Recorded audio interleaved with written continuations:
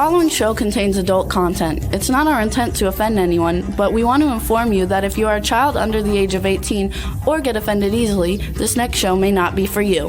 The content, opinions, and subject matter of these shows are solely the choice of your show hosts and their guests, and not those of the Entertainment Network or any affiliated stations. Any comments or inquiries should be directed to those show hosts. Thank you for listening.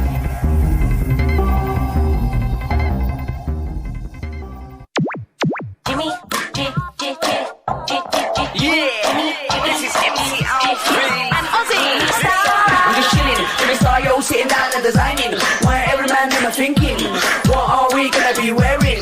Yo, I'm a Liverpool MC, you can't test me. Big up the girls inside the party, let's get down to Crazy Jimmy. Big up myself and known as Alfie, the one and only, the Turkish MC. Always love the clothes of Jimmy. British punk, yo, wanna be Jimmy Star, new celebrity. We'll take you out to Jimmy Star's. Hey, what's up, everybody? Welcome to the Jimmy Star Show with Ron Russell, bringing you the good times in music, fashion, pop culture, and entertainment. See, they can see your shirt over here. Yeah. Welcome, everybody. We got a really fun show for you guys today. I'm going to make it a little brighter. How's that? Better? We're going to have a really great time. We have Jose Santiago Jr. coming on. He's been on before many years ago. Super cool guy. Before COVID, we had him on. We met him at a premiere in LA. And then we have special effects makeup, creature effects designer Vincent J. Guastini. It's going to be a blast. I hope everybody had a great New Year's. Ours was very mellow, but before we keep speaking, let's just say hi to our cool, outrageous man about town, Ron Russell. Okay. When you get to be my age, you get certain entitlement. And one of the entitlements is to complain. I have a sty in this eye. So I didn't have a stroke if I look like I'm one eye lower. Could you imagine at my age getting a sty in my eye? Also, my knee is killing me. The one I fell on, I didn't need to fall on my knee, having knee problems. So right now I'm in a lot of pain with the sty and the broken knee. But, the show must go on. And I certainly will. So if I'm not up to par, folks, and I seem a little bit under the weather, it's because, I'm under the weather. I'm under the weather.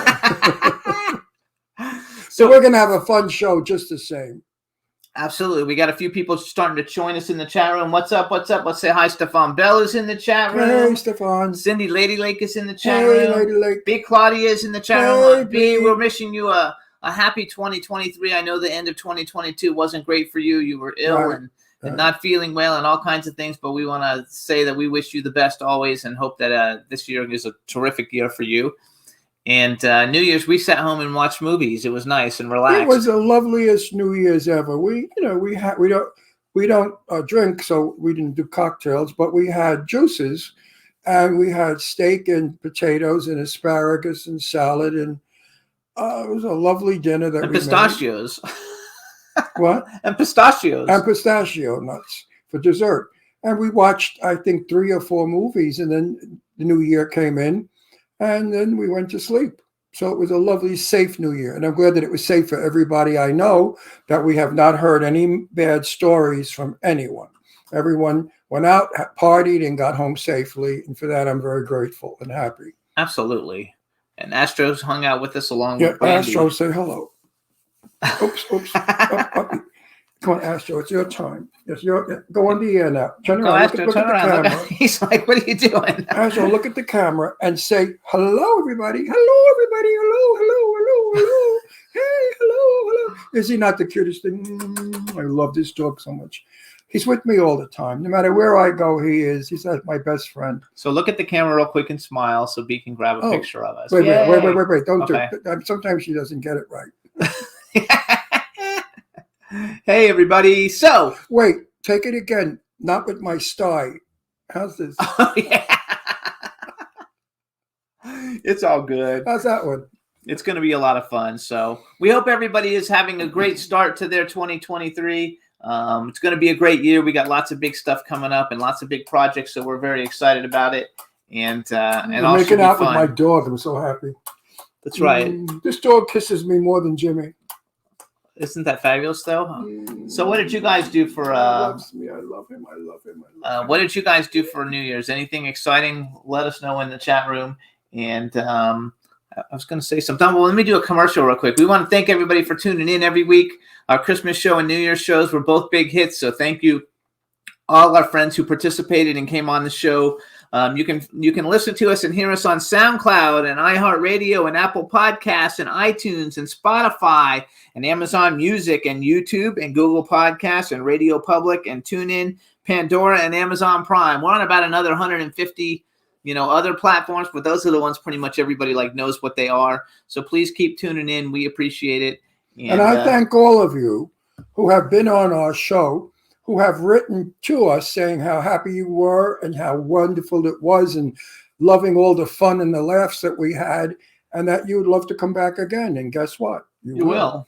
Thank you Also, so much for your caring. Cindy, Lady Lake Music, said that she cooked Italian dinner for New Year's, so she didn't go out either. Oh, my shirt my daughters gave me, and it says Sundays are for sauce. There you go. Sauce is another word that Southern Italians use for gravy. Or actually, it's gravy they use. Sauce is, Northern Italians say sauce. Southern Italians say gravy. That's the difference. We'll give a shout out to Dawn. Dawn's not in the chat room. She has a doctor's appointment, but she sends her love. Oh, but back to you, Dawn. So we love Dawn. And B. Claudia said that. And B. Claudia is in Germany. And Lady Lake, Stefan's in California. Lady Lake is in Florida. Wonder what the weather's like in Florida now. It has to be better than here in Palm Springs. It stinks. It's 51 degrees and cloudy. It looks like rain. It's very cold. We're having the most ridiculous weather ever. But it's supposed to clear up before the weekend. Our engineer Juan says it's 83 degrees in Florida, where they are in South Florida. Oh, nice, 83. Here it's 51 or 60 by now, maybe 60. But it's a lousy, crummy day, which a lot of people enjoy because Palm Springs is always so damn hot with sunshine all the time. And, too much of anything is a bore. So it's nice to have bad weather so you appreciate the good weather. Like this weekend, it's going to be sunny and high in the 70s, and it's going to be wonderful. Right now, our temperature is the same as New York City. New York is having a heat wave. They're up there higher than us. I believe they're 61 right now. Cindy says 84 degrees. B. Claudia says it's 53 degrees Fahrenheit, and it's raining in Germany. So you got same as here. So I wonder, and we'll ask our guest I think our guest is in Chicago. We'll ask him when he comes on in a minute what it's like there. It should be fun. Well, since we go out to the whole world and over 5 million, 5 million people we do?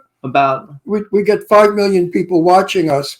We have 5 million different climates, I guess, or whatever, how many countries do we go out to?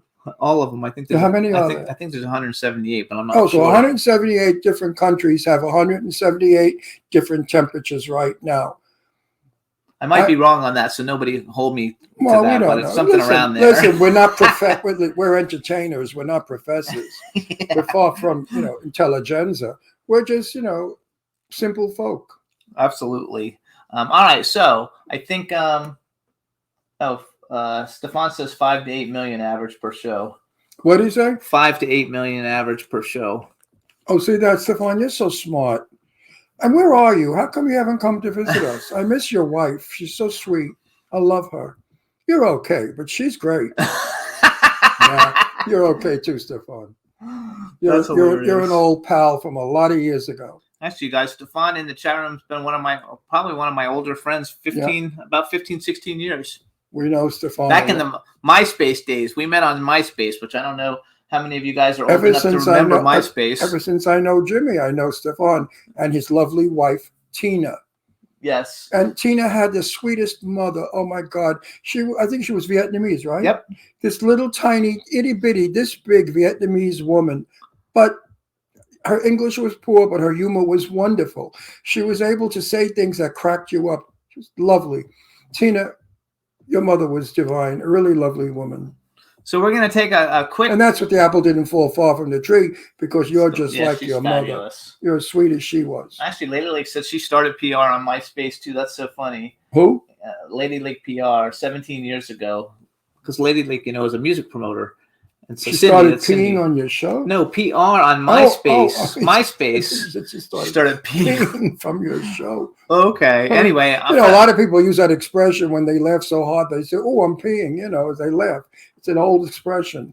So you guys, a few weeks ago, we had Emblem 3 on. We're going to play a quick song. The name of the song is Sunset Boulevard. It's a live acoustic version. They played this on our show, but they didn't play the whole song. And then as soon as we get done with the song, we're going to bring on our first guest, Jose Santiago Jr., which is also known as the Latino Pacino. Oh, yeah. And we're going to have a good time. But please enjoy, you guys. Emblem 3, Sunset Boulevard, live acoustic. Here we go. One, four, five.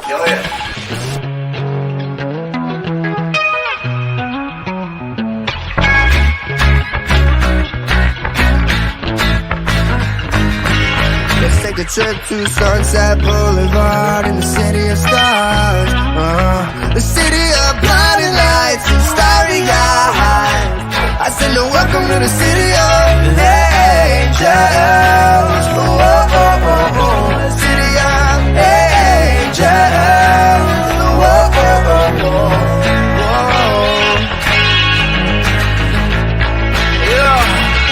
I love my women like I love my juice. Naked, all natural, no preservatives or fakeness. I like my ladies like I like my Brady's and bunches. Got the 6-pack, I ain't talking about the crunches. Hit it till I quit it like Tyson's punches.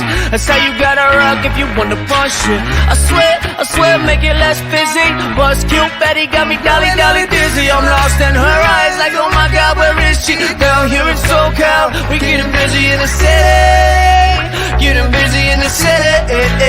Let's take a trip to Sunset Boulevard in the city of stars. Yeah, city of blinding lights and starry eyes. I said, welcome to the city of angels. Whoa, oh, oh, oh. City of angels.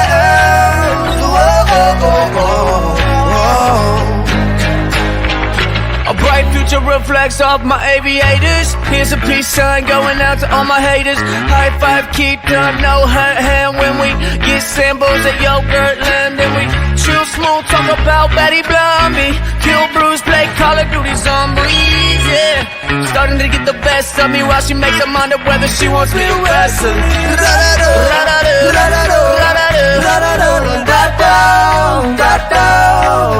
Let's take a trip to Sunset Boulevard in the city of stars. Yeah, city of bright lights and starry eyes. Welcome to the city of angels. Whoa, oh, oh, oh. City of angels. Whoa, oh, oh, oh.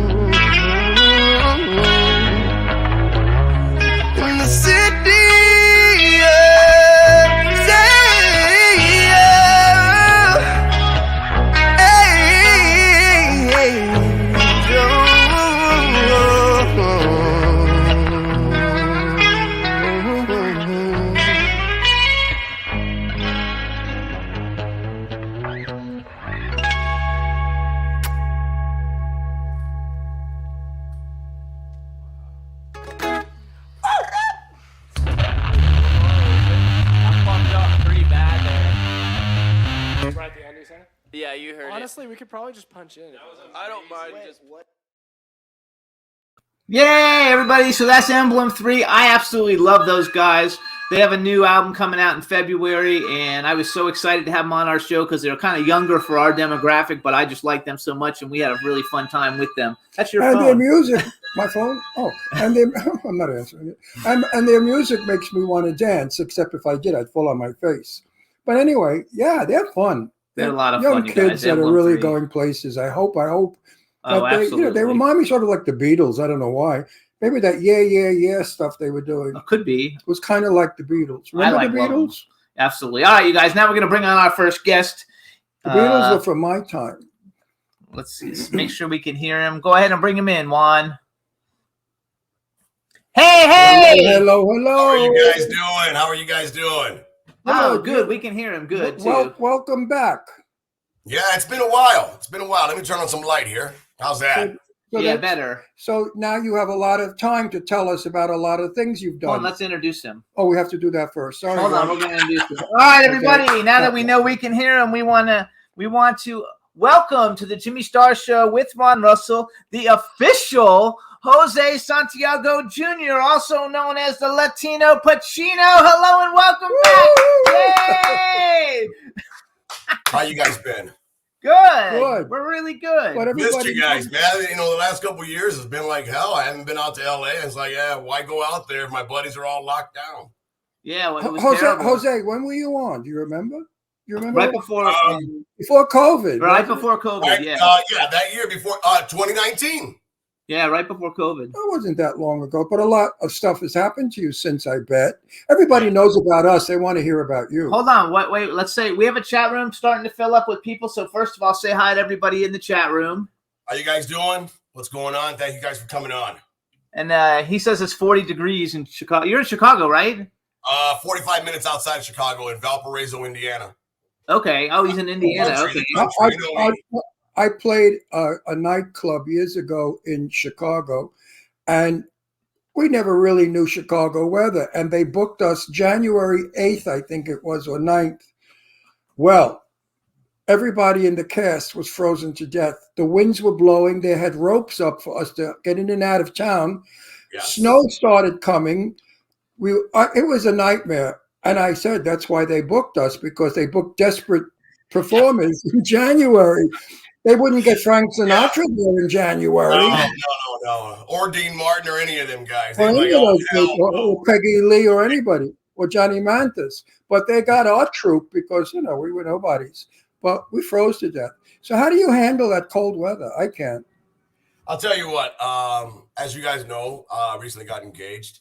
And, No, I was going to announce that. I know, but I don't know What if we happened? want to let the world know. So everybody, What happened? during Christmas, Jose got married to his girlfriend, which they're always on Facebook together with pictures and everything. Her name is Melinda, and so congratulations on your engagement! Yay! Good. Thank you. She's beautiful. She's beautiful. Yeah, but Jose, you did a bad thing. You broke the hearts of a lot of ladies out there. Well, I was single for 2 years and nobody came a knocking. So Oh, baloney, you're so good looking. Are you kidding me? And that picture of you that you posted on our page is so sexy. You look like this wild, sexy cowboy. So, no, that's a lot of baloney, Jose. You've had your share of ladies. yeah, But now, for all of you women out there, you're going to have to find somebody else to love because he's taken. But you know what? You can fantasize. Nobody, you can always fantasize. You can look at the pictures and be like, oh, okay, hey. nobody can get in your brain to know what you think. That's right. We can. So tell me about the musica. What kind of musica you got going? He's an actor. He's not I a know, music but he has a person. guitar. He plays the guitar. How do you know he has a guitar? I know he plays the guitar. Do you play Yeah, guitar? I haven't played in a while, but yeah, I do a lot of 3 strings, the Spanish Puerto Rican type. It's just all acoustic. It's just strings, So you're Puerto Rican. You're Puerto Rican. Puerto Rican, Mexican, African. I'm the fucking walking United Well, Nations. I grew up with all Puerto Ricans in New York. I love and adore Puerto Rican people. My friend Manny Rivera was my buddy, and I used to go to his mother's house in the projects, in Brooklyn. Yeah. And she used to make me fried bananas. I used to go nuts. And then I went. Plantains, aren't they nice? I was dating Gloria Hernandez, who was also, I think she was Filipino, Mexican, and Puerto Rican. Gorgeous girl with green eyes. And when I dated her, she had to lie because she was not allowed to go out with a boy without a chaperone. Oh, yeah, they were really old-fashioned. So I had an apartment then, and she came to my apartment and had to call her mother. So she said to me, put on Spanish music so my mother knows I'm in a Puerto Rican house. But I couldn't find Jose Feliciano. So I put on the soundtrack from Pride and the Passion, the Sophia Loren music. And the song was, Me bicho, no me quiero. So that's what we fed her. The mother caught on. Gloria got in trouble. Oh, you got her in trouble there. Ron. That's right. Well, this is way back in 1950. 6. Back in 1956, Hispanic people as well as Italian people did not allow their daughters to roam the streets. You know, you were a putana or a puta, Right. and they didn't want putas for kids. So No. they watched their children with like hawks in my day. We were very respectful back in my day. We never got away with the stuff that people get away with today. Oh, forget about it. Today, I mean, there's no holds barred. They're out there acting crazy. You know what? I tell my kids, I thank God for my kids, man. And yes, I was a mean dad, but I was a stern father. And Good. none of them are on drugs. None of them are in Good. prison. And you know what? If that makes me a bad dad, then I'll do it all over again because Yes, I see what these Absolutely, I agree Yes. 100%. today, they're smacking their parents around. What the hell's going on? I raised both my daughters alone, and I raised them. Oh, with and all- beautiful daughters, by the way, beautiful. Thank you. And I raised them with my traditions, my Italian traditions. And they never did drugs. They never slept around. They're not trashy. Maybe they should have. They would have got a husband by now. Because good women don't seem to get married. The putas all get the best men. Did you ever hear that? They Yeah, say I heard the putanas married the best men. And the good Yeah, women always. get zippity doo-dah. So B. Claudia wrote that you were on. She's like a walking encyclopedia of the Jimmy Star Show with Ron Russell. You were on February 12th, 2020, which was literally right before COVID. Oh, that's right. Before they shut it all down in March. And we shut it down in March. And we met you at, I don't remember whose premiere, maybe a Churchill's No, premiere. it was a Churchill film with Krista Grant Saxon. Oh, yeah. Okay. Nation's Fire. That's the one. Nation's Fire. Yes. Nations Under Fire. Nation's Fire. Yeah, that's the Yeah, one. that was so fun. So the first time we had you on, I mean, you have a unique story, and I want you to tell the unique story, just like kind of like capitalize it, because one of the things that is so cool about you, besides the fact that all the things that you do are cool, but you have a unique story of something that you did that basically gave you the keys to the city. And I want to brag for you, so I want you to tell I got everybody. them right what it behind is. me. Actually, they're right here, right behind There me. you go. So just tell everybody real quick your story, because it's an amazing story. Okay, let's start from that year, 2012, right around December 10th. Okay, I was unemployed. I was working for the railroad, but they laid us off for like 9 months, and I'm like, screw this. I'm not working for these guys. You know, you don't work for 9 months. All of a sudden, you want to call me back. I'm done. I moved on. I was involved with a young lady who I thought she was amazing. I you know, everything else.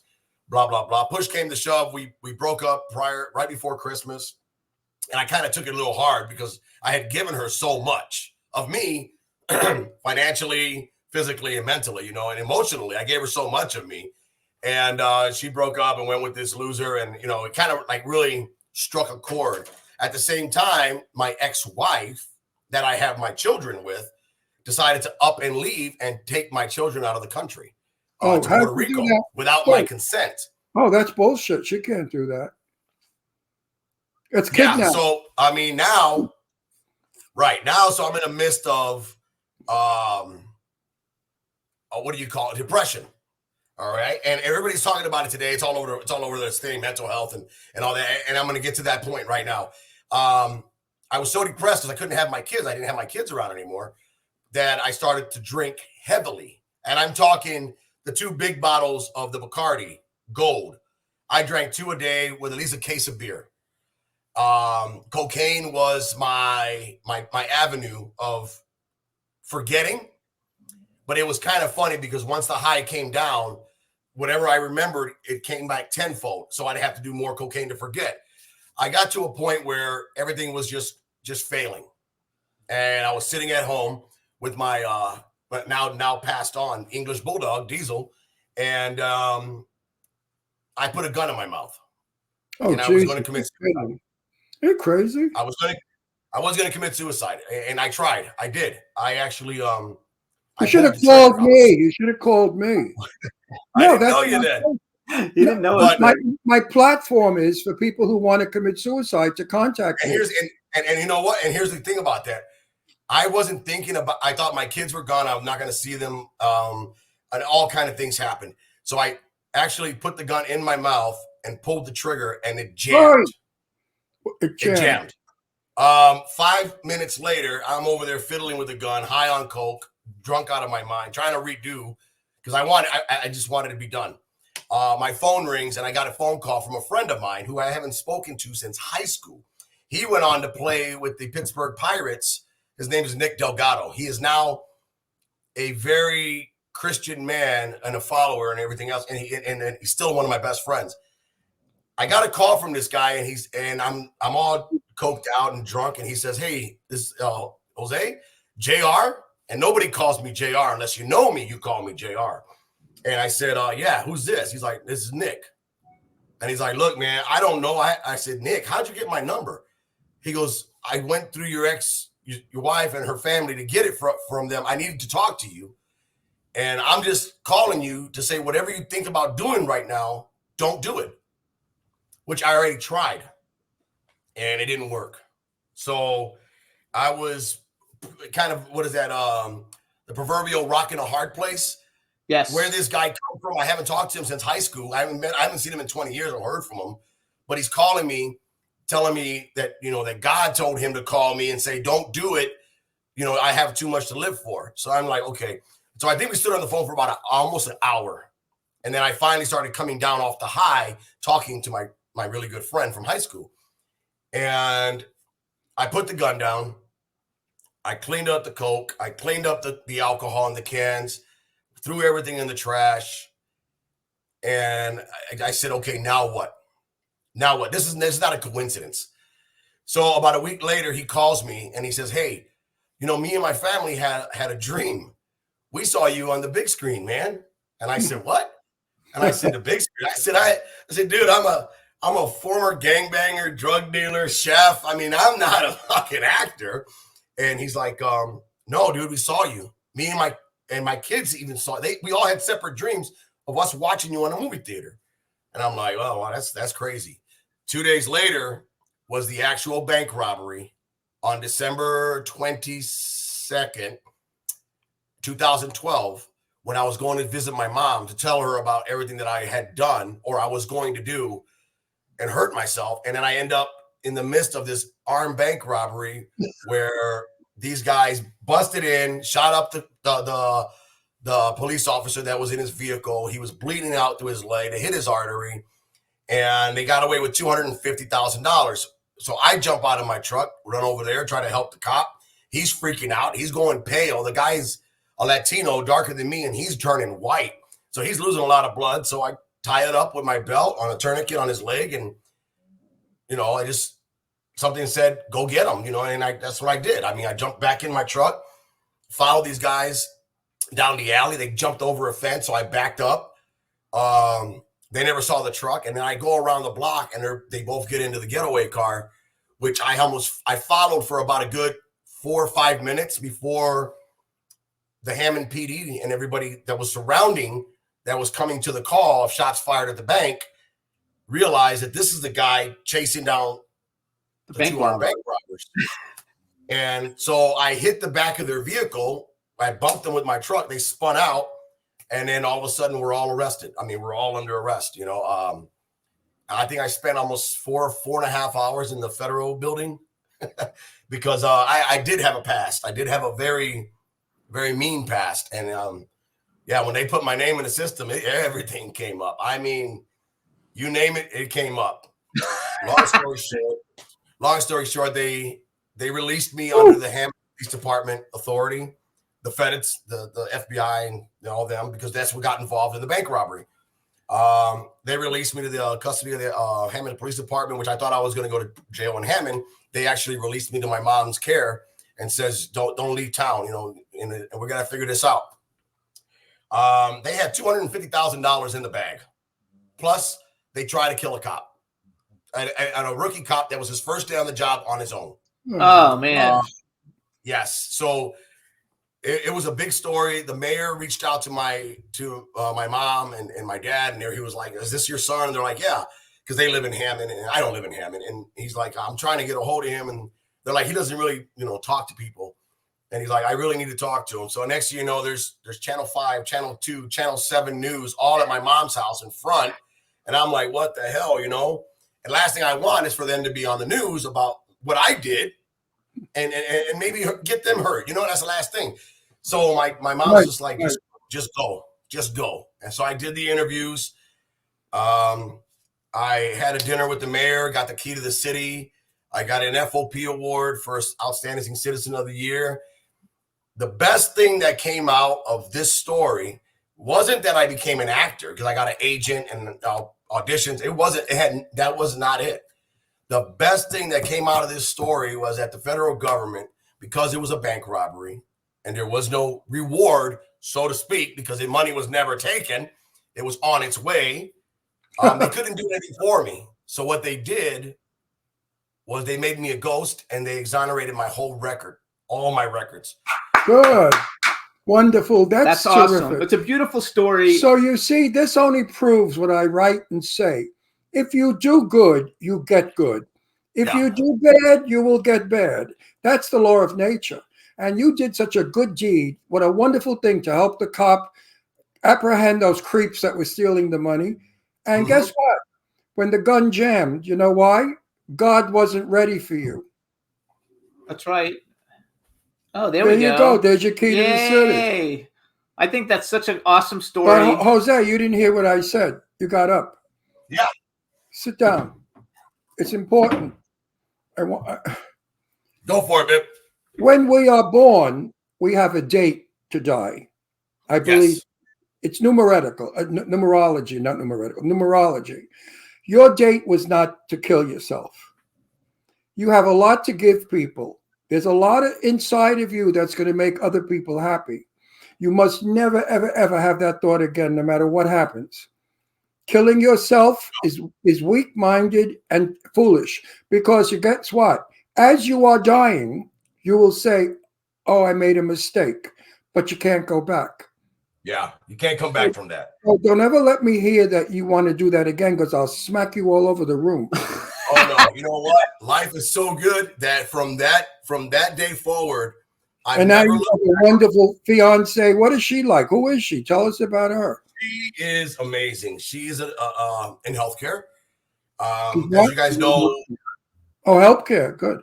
Yeah, she's a practice manager for multiple clinics.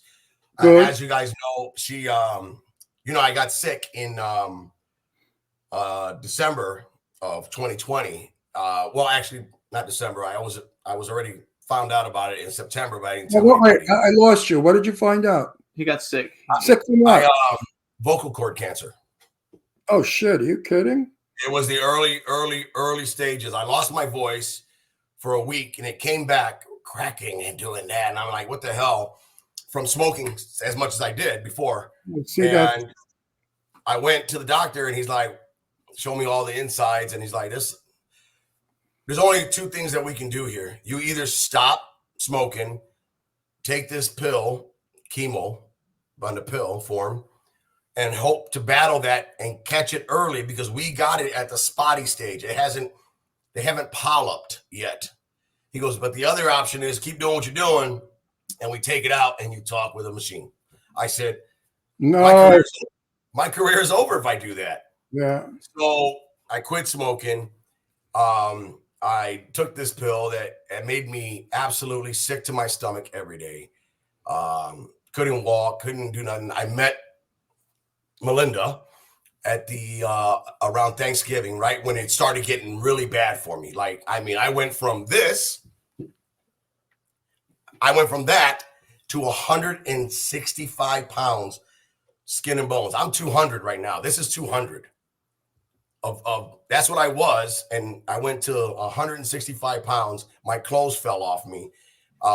It was bad, and this woman spent every night, every weekend, because she lived in Chicago, every weekend at my place with me, watching me, taking care of me. And it was just amazing to go through the 18-week treatment. And then I finally got disgusted and said, I'm not taking this pill anymore. And I just changed my diet. And I went from eating meats and fatty foods and fast food and processed stuff to strictly alkaline water, turkey, chicken breast, raw vegetables. No sugar. No sugar. I stop. Oh my God. I thought cocaine was bad. Jesus Christ. I stopped Coca-Cola and I wanted to just kill everybody around me. It's true. But I stopped it. I stopped We everything. don't do, we are like you. We don't do sugar or anything. And I feel wonderful. You know, I'm 82. I'll be 83 soon. And And you usually, still look like you're 50. well, not even looking, feeling the energy. If I had good knees, I could be like I was 20 years old, but my knees have gone. But we're going to fix them. And I know that once my knees are back, I'll be just like a young fella because not eating toxic food and sugar, I have an energy level now that is incredible. Before I was tired and now I'm like crisp. Do you feel the same Good. since you stopped sugar? Yes. And I ended up going back to the doctor in let me see. June of 2021. After the whole 18 weeks, I stopped mid 9 weeks into that. I couldn't do it no more. My body couldn't take it. And I give credit. I'm not taking anything away from the doctors or the poor people who have to have that stuff injected into a port. The chemo is by far the worst treatment for that stuff. And those who deal with it, who do it and deal with it, hats off to you guys. I mean, I stopped because I couldn't function. I don't know how strong you guys are out there putting that in your body with a port and pumping it in you. I just took a pill. I'm very familiar with this because we have a friend right now who has what you had, and he has a port here. Yes, and they put the chemo there. In fact, we're having a little get together soon in a couple of days, and he and his partner were coming, but he had to decline because he's on a new chemo, which is really upsetting the hell out of him. And I feel sorry for him. It's terrible. It's horrible. It's horrible, Ron. I wouldn't wish it on anybody. I wouldn't wish it on my worst enemy. I wouldn't. It was to deteriorate the way I was and to see all this sunk in. And I mean, and this woman stood there. She stood there. And now, wait a minute. When you met Melinda, right? Melinda. Yes. Melinda. Did she teach you to eat properly and not to eat junk? She didn't teach me, but she sure as hell jumped on my ass a lot for eating junk. Good. Thank you, Melinda.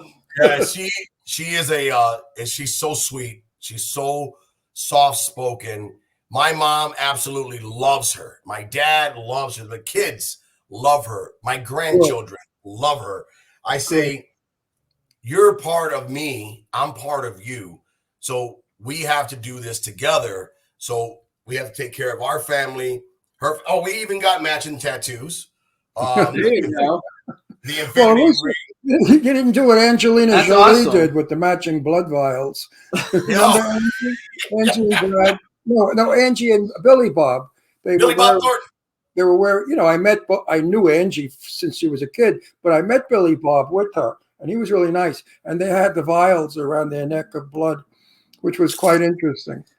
I want to say too, though, it's very cool that she's such a beautiful person inside. She's a knockout, so she's gorgeous on the outside. It's nice that the outside and the inside are the same. You know what? You You really took the right road, and I'm so happy that you chose the right path, because as they say, the Lord makes paths for us, and if you fall off the path, He's going to punish you. So you have to stay on that path. And now that you're doing good, They all say in the chat room, though, that you should turn your story into a movie and a book. oh, I said that on the last show when we made it. I'll tell you what.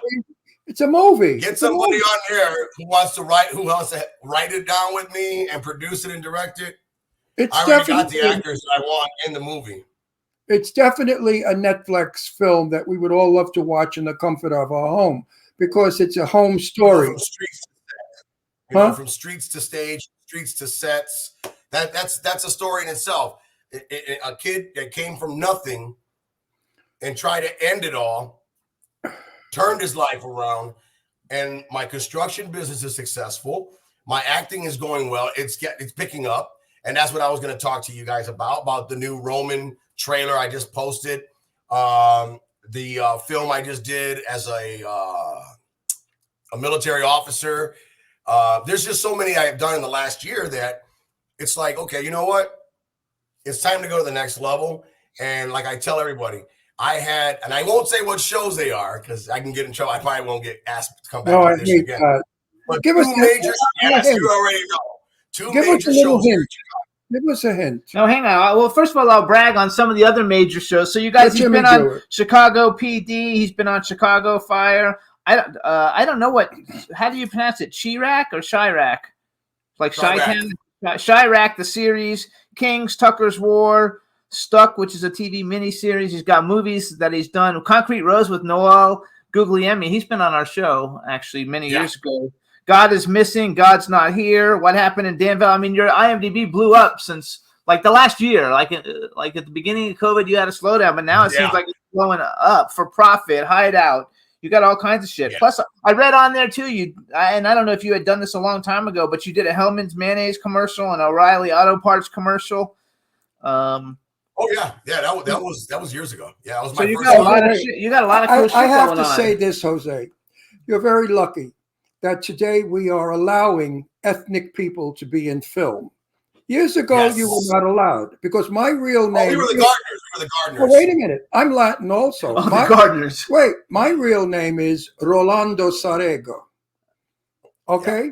When I started in the business, I was Rolando Sarego, and they wouldn't hire me. When I became Ron Russell, I became white bread, they hired me. Yep. So you see, I'm happy with what's going on today. We've got all different colors and different ethnic backgrounds. It's wonderful because our world is comprised of many people. It's just not comprised of one race. And finally, Hollywood has gotten it through their stupid heads that in order to please the public, you have to give the public the diversity of all actors. And I stand in for that. And I'm so happy. And that's why, I mean, it doesn't do me any good now because I'm still Ron Russell and I'm 100. But, you know, you guys are never going to be another Ron Russell. but you're very lucky because, you know, you're accepted. I was not. And I think had I been accepted when I was young, I would have been a far more famous actor than I am today. I firmly believe that my ethnicity, my look, I used to be very dark with black hair. I really looked like a Greek or a Puerto Rican. I mean, anything. I looked very, very not. I didn't look like Tab Hunter. Or I wasn't blonde, blue-eyed, and Americana looking cute. So it was difficult. But I would love you to be though a regular on because I really love Chicago PD. That's a fucking great show. Like it would be so cool if you were like a regular on Chicago PD. The Fire one I don't like as much, but Chicago. I did audition for the police role, but somebody else got it, which is good. He's a great kid. He's a lot younger. He's handsome, more handsome than me. So I mean, kudos to him. You know the Latin guy. That's I don't know his name, his actor name, but wait a minute. Wait. Let me finish because I've got a thought here. The Latin actor who's one of the chief officers, the one who had the drug problem. He was in this great boxing movie back in the day with John Seda. Yeah, John Seda. I mean, he is like one of the greatest actors. And that boxing movie is one of my favorite movies of all time with Brian Dennehy. Yeah, he's on La Brea. He left Chicago PD. He's on La Brea now. Oh, I have to watch it. I would watch a show just because he's on it. He's so good. He's amazing. And you know what? The guy's down to earth. We talk all the time. That's cool. Jose, if you shave your face off, you could play an Italian wise guy easy. Oh, I know. No, You look Italian. You look Italian. You look like you could be from Brooklyn and you could be a gangster. Forget about it. No, really. No, really. You look like you could be an Italian gangster from Brooklyn or anywhere. Yeah. So I was going to tell you, without saying the name of the shows, but Tommy's on the show. So just so you know, Tommy, if you ever seen the HBO or Star series. Anyways, I had two series regular auditions. All right. And nailed them out the park right away. Boom. I got a call back 10 minutes later. Once they closed the door on the auditions at 2 p.m. at 2:20, 2:15, I got a call back. Awesome. And I had a Zoom meeting when everything went well, like we're doing right now, talking, having a great time. Go ahead, do your script, do your audition again, no problem. Boom, boom, boom. At the end of the audition, they were like, "Oh my God, you're amazing, you're amazing. How many followers you got?" And I just looked at him. I said, "What does that have to do with anything?" They're like, "Well, we need to know how many followers you have." I said, "So let me ask you a question now, Mr. Director. or whoever showrunner, talent, experience, and knowledge doesn't go anywhere anymore, right? No, it doesn't. Hang on. Followers. So here's this. They hired for the two audition roles that I did. One was a YouTuber with 1 million followers who does idiotic things out there in the streets. Yes. He got it. The other one was a model with 50,000 followers. And from what I heard from a very good source on set, a good friend of mine who happened to get a recurring role, these two sucked. They actually had to take anywhere from 10 to 12 takes per take because these guys couldn't remember their lines. These guys were always on their phones. They were doing lives. I'm like, that's what you get for hiring a YouTuber and a model to be actors. Absolutely. And I agree 100%. I've got 1.2 million followers in social media, and I can't act for shit. And I could get I roles. wish I had half your followers if I wish. Because I think it's terrible, though. Show in LA. I think that's terrible, though, that's what they put. I know that's what they put the focus on because we work with so many different people, and a lot of them say they didn't get roles because they don't have a big enough following. But I wrote a movie that we're trying to get produced, and Jimmy keeps I said I wanted Susan Sarandon to play a part, and Jimmy said, "Nah, not big enough." I said, "What? Susan Sarandon is not big enough?" He said, "No, her demographics today are not what they were 30 years ago." I said, "Well, I'd like Lainey Kazan to play the Jewish part in the movie. It's about a Jewish woman." And he said, "Oh, Lainey Kazan's not going to get you any money either because she's not big enough." So I said, "Well, I'm going to ask Fran Drescher. I'll have lunch with her and see if Fran Drescher will play the Jewish woman part." And Jimmy said, "Well, maybe her demographic is." I said, "What the hell do they want? Meryl Streep?" They want the fucking people in the Avengers. I actually went to. They want Lady Gaga. They want Natalie Portman. That's what they want. Natalie Portman happens to be a wonderful actress, but I mean, it's just sad that there is so much talent. I went to somebody who was interested in financing the film. They said you have to have an A-list actor, and I said, okay, there's kind of like different degrees of A-list, and I gave them people that are like really popular, and they were like, no, that's not gonna that's not gonna do, and not somebody who does a million B movies either, but somebody who's on TV right now winning. And they said, nope, it's not big enough. One of the people had an Academy Award. They were like, nope, it's not big enough. You need someone like Brad Pitt. I was like, Brad Pitt doesn't do $1 million movies. Are you fucking kidding me? Like be realistic, That's his salary is $1 million. You're done. No, Brad Pitt gets a minimum of 3 or 4 million. No, he gets. You guys, I just read an article. Well, I don't believe that either. He gets 18. I think it's 15 or 18 million. The guy who plays Thor now gets 20 million. Leonardo DiCaprio, I think, is one of the highest paid. He's like 22 million, which is ridiculous. Robert Downey Jr. I don't know how much he gets. He wasn't in the article. They had the 10 highest paid actors and what they get paid, and none of them were under 15 million a picture. Yeah. I mean, that's absolutely incredible. It's really I did read something money. about Vince Vaughn. No, was it Vince Vaughn? No. Who's Elf? Give me. Will Ferrell. Yeah, Will Ferrell. I heard Will Ferrell casually shrugged off $32 million. He didn't want to do it again. I'm like, how? Okay, first of all, they offered him almost $32 million to do a sequel to Elf. Him alone. How much money are you making out there that you can just turn away $32 million? Wow. I heard he's not that nice either, though. I actually heard he's not that nice. I don't know if that's he's very anal. He's very egotistical. Yeah, I think. Well, I just finished a film called Clowny, and they were supposed to pay me $25 million, and I'm still waiting for the check. Somehow they said it got lost in the mail. So when it comes, I will let you know. Right, Joe Kelly? Where's my $25 million? I had an animated film that I tried to work on right before we moved here, and we needed we needed somebody, and I don't want to say his name because I don't want to get in trouble, but a very famous short ethnic African American comedian. We offered him $500,000 for about 2 hours of voiceover work, and he told us he doesn't get under bed. He won't get out of bed under $3 million. Yeah, and there was a time when they were so starving they'd work for $50. And you know what? Ever They since give the the whole same, wait, they gave the same performance for $50 that they give Yes. for 20 million. Yeah, It's sickening. It's and, really and you know what it ridiculous. is? You know what gets me now is that the whole new SAG ultra low budget. Everybody's doing it now. Before when you audition, it was a SAG union project. Now it's SAG ultra low budget. So yeah, they can pay you $50 a day and you're happy. Get out of here. That's not even bus fare or that. Oh, in today's world, that's not even gas money. Are you kidding me? You can't even buy lunch at Burger King. Even I won't work for that. No. So whenever I see the SAG ULB, I just delete. Every time I see SAG ULB, ultra low budget, delete. And ultra low is ultra low.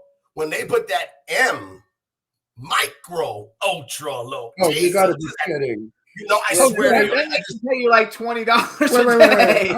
Jose, you're kidding me, of course. No, I'm not. I've never seen Unfortunately, I'm not. Micro low budget. Yeah. Mike, when the hell did that Micro come low budget. It's all over the casting Well, networks. Guess what? You know how many people I hear give money to the production to get in the film? They get $5,000. Put me in your movie. Yeah. I think that's hideous. You know, in my day, 100 years ago, you had to audition. You had to have a reel. They would look at your reel to see if you were suited for the part. You just couldn't say, I'm going to give you $10,000. I want to be an actor. Today, people want to be an actor to show off. It's their ego. They want to say to everybody, look at me, I'm a movie star. No, you're not. You're just a jerk that's paying money to get in a film. Right, and that's what they're doing When now. you suffer the slings and arrow that I have over 64 years of working in this business, then you're an actor. I'm entitled to whatever I get. I've been doing this since 19 years old. And thank God, in the end of my life, I'm working like crazy. There you go. The highest paid actors, it says, in 2021, Daniel Craig, Dwayne Johnson, and Will Smith. Oh, I knew the Rock. And they're not really worth it. I mean, Actually, I have to say, I like The Rock. I like his work. Listen, they're good actors. But nobody should be getting that kind of money. No, nobody's. Listen, a teacher makes $50 grand. A scientist who finds a cure for AIDS, he should get that salary. Somebody that's going to make the world a safer cancer. I mean, put that money where it goes. Don't give it to football players, baseball players, and actors. That money is ridiculous. It's They can get paid well, but they don't need to get paid that well. The only one I like is my buddy Angelina Jolie, because Angie gives millions and millions of dollars of her money to great causes. So yes, give Angelina Jolie $21 million a movie. Because out of that 20, she said, rather than give the government the taxes, I would give it to UNICEF or helping the world. And that's what they all should do. All these actors that make this money, give it to cancer, give it to AIDS. I have a question for you. So when you were on Chicago Police, did you get to like talk with Jason Beggy at all? I don't know how you pronounce his name, but the lead captain. Jason Beggy. Yeah, we hung out for almost 7 hours on set together. We were in our trailers. We were going back and forth. We were talking shit to each other. Yeah, love him. Back in the day, there was great heart. Back in the day, there was a TV show. I forgot what it was about football though. When he was like a quarterback of a football team, it was called. I forgot what it was called, but I used to watch it all the time. Even though I don't really like sports, but I like sports movies. And it was a weekly TV show. It was awesome. And then he did like Monkey Paws or something. I don't know. He's done some cool like horror movies and stuff. And I always wondered if he was like cool or not because he's very cool. Very he's a tough actor, when he's on the show, he plays the tough guy, so you don't know if they're going to be like cool in real life or not. Yeah, he's very cool, very humble. He took pictures with all the people, the fans around the set that were out there waiting for us to come out of our trailers and out of the vans. He went out there with me and we took pictures with fans. And I mean, he's great. That. Now the rest of the cast, not so much. Okay. No, I find that the actors that have. But John Cena was okay, right? Yeah, he's great. Yeah, he's awesome. He's my favorite one. I find that the actors who are professional and have been working for a long time are the nicest. Who I find difficult are the young jerks who are in one or two movies and think who the hell they are, and they walk around causing difficulty on the set. This annoys me when I'm working. And unfortunately, I've had to work with some in my day that I said to the director, like, where'd that one come from? And the director would say, it came from $15,000. Yeah. He gave me 15 grand. He's in. So let me ask you a question, because you've done you're starting to do a lot of cool stuff, and life is good. So let's do like a bucket list question: male and female actor that you think you would love to work with that you haven't had an opportunity to work with yet. And if you could have ever been in any movie that's ever been made, what movie would you like to have been in? And then let's add TV series. And if you could be in any TV series, what TV series would you like to be in? Okay. As far as the woman, I would have to say Sophia Loren. There you go. Ron likes that. He made a movie with I her. worked with her. Okay. When I was 19, I was Yeah. in That Kind of Woman with Sophia. She's a deliciously delightful human being. Yeah, I love would have her to say stuff. her. For That's awesome. the male, I would have to say, I would really, I mean, before he decides to leave, I would really love to play Al Pacino's son in a movie. Oh, that's cool because you're the Latino Pacino, so that like would totally work. And you could pass You very could pass easily. for his son. Very Yeah. easily. It would be very believable. Yeah. You know, so, He's we a know great actor. we know his stepmother. oh yeah.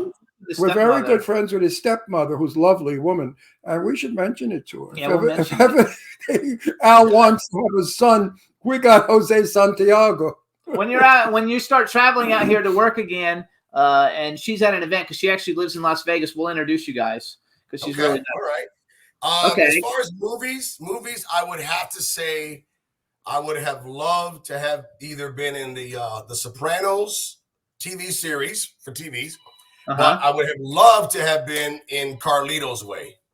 Oh, that's also Al Al Pacino, Pacino. right? Yeah, that's Al Pacino. So you have every movie I'm in, I've played mafia all the time because of my Brooklyn accent, and I look like a mafioso. Of course, I'm the furthest thing from the mafia, but now I'm starting to get roles playing not mafia, and I'm not sure about how good I'm going to be not playing the roles that I've played for so many years that I'm so comfortable with. How do you feel about it?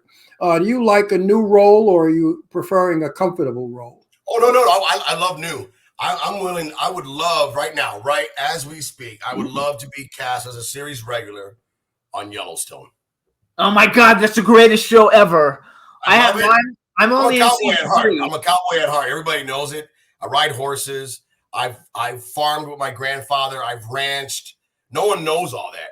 But if I could get in front of the showrunner for Yellowstone with the picture I sent you with the hat and the beard and the gun and they would be like, wow, this guy needs to be on the show. So a modern day show I would love to be on. I would love to be a series regular, possible principal cast on Yellowstone.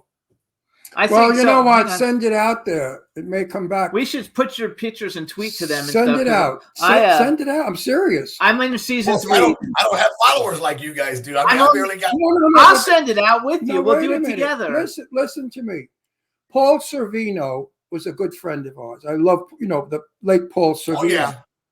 Yep. He said to me that when he moved to Pennsylvania and bought a farm, he didn't get work. So he had to sell the farm and move back to Hollywood. The minute he became visible in Hollywood, the work didn't stop. They kept calling and calling and calling. So in our business, out of sight, out of mind. Right. You have got to promote yourself. You're the product. You've got to get out there and show them and tell them what you want. You want to be on Yellowstone? Tell them. Get the word out. Guess what? Somebody's going to think about it, look at you and say, get that Santiago guy. I think he'd be good for Yellowstone. So first of all, I did the costume design for Too Fast, Too Furious. So I met Cole Hauser because he was the bad guy. I love that guy. He's awesome. Awesome. I mean, Kevin Costner is so great. I think that the actor who steals it is the daughter. I don't know her name, but Beth. Yeah, Beth. I mean, she has got to be like. Tough bitch. I think she's one of the greatest actors I've ever seen in my entire life. Over like Charlize Theron and all those people. I think she's got them beat. She's got them beat. She's probably one of the best lady actors. She can really bring that devilish, envious, spiteful woman. But then you can see her on a Pure Flix show that's a Christian show, and she's playing a humble mom. She is amazing. She is absolutely amazing. I think it's a great show. That's how I judge an actor. Any actor can yell, scream, shout, cry, get crazy, get mean, get tough, and horrible. But a true actor does nothing and Right. delivers the entire movie. That's how I do it. Less is better. The Yes. camera doesn't like overacting, and the camera will show it. There's a wonderful English actress that I think is the greatest actress in the world, and that's my Michelle sweetheart, Dockery. Michelle Dockery. Are you familiar with Michelle Dockery? No. She's by far one of the greatest actresses I've seen in all my 64 years in the business. Why? Because she can do anything. She's so versatile, but she's believable. And that's what I tell young folk when they say to me, Ron, you're in the business a long time. What kind of advice would you give me? And I say, be flexible. Yes. Be able, if your director says to you, cry, cry. If your director said, act crazy, act crazy. If he says, laugh, laugh. Because if you can't do these things, you're not acting. Being yourself, your own personality, may not be the character in the script. And that's why you give a bad performance. She You was have to in. bring that character to life. She's You the, have to- she's right, the star exactly. of Downton Abbey, where she plays all prim and proper. But then she had a TV show that Oh was my- 2 series on TNT, Oh. and it was called Good Behavior, where she played like a tramp, She slut, played a prostitute, thief. murderer, dope addict, thief. kleptomaniac, thief, potty mouth, dirty mouth. She played the opposite with an American accent, and she was marvelous. I mean, I've never seen a performance quite like it. Yeah, she's fun, and actually, everybody should watch that TV series if you can find it on TNT. Yes, we It's the want to greatest. get. We're called Good Behavior. We're It's trying great. to get it back. I mean, I would love to contact Michelle and find out exactly what's going on, because everyone that has seen it loved it. I mean, this woman is brilliant. I mean, to play that part, she was everything bad, like you before you turned good. No, really. She was, and she's running around with this South American drug. No, her boyfriend is a South American drug dealer. So it's a wonderful story. It's a wonderful movie. I have to look at it. I might have to watch it. You have to watch it. So- I'm telling you, you're going to love So it. is season 4 and 5 of Yellowstone good? Because I haven't seen them yet. I'm still on season 3. Oh my God. I'm telling you, it is. It's you're gonna if you I know. haven't watched 4 and 5 yet, you need to watch them. I'm going to. I just If you haven't gotten. haven't watched 4 or 5 yet, you need to watch them. All right. Kevin Costner is another understated. I'm mad that it's on the mission Kevin Costner never overacts. He also does it very low profile. He gets his point across without all that jazz. I'm a fan of Kevin Costner's. I think he's a wonderful I actor. also like so Gil Birmingham. He plays the head of the Indians. Yes, he's Guy, awesome. He's So awesome. I used to be a celebrity clothing designer, and I actually dressed him a couple of times. He was really, really cool and like down to earth. I dressed him when he was on Twilight, because he used to be on Twilight, all the Twilight movies. Yes.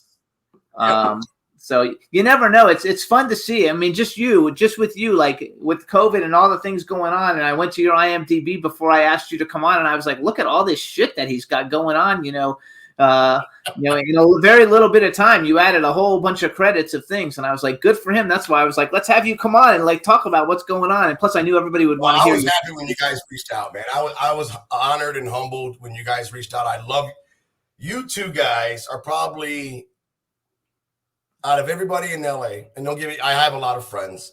I have a lot of associates, and but you and Ron have been nothing far of exemplary for me, and I love you guys. I love you guys with all my heart. And I talked to Melinda about you guys.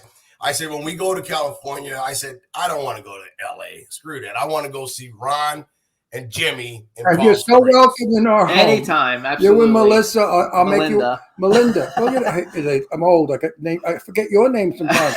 I call him Jake. I call him Jake. Would you believe it? Instead of Jimmy, I call him Jake. I don't know where that came from. I'll make you a wonderful pasta dinner. I promise. I love you guys. But I really think that you're one of the nicest people that we know also. Good attracts good. Nice finds nice. And I'm so happy that you've turned out what you are now. I'm proud of you. And I want to say bravo, because it took a lot. Thank you. No, wait a minute, not blowing smoke up your ass. This is truth. I know a lot of people over the years who got messed up on drugs. they killed themselves. They actually killed themselves.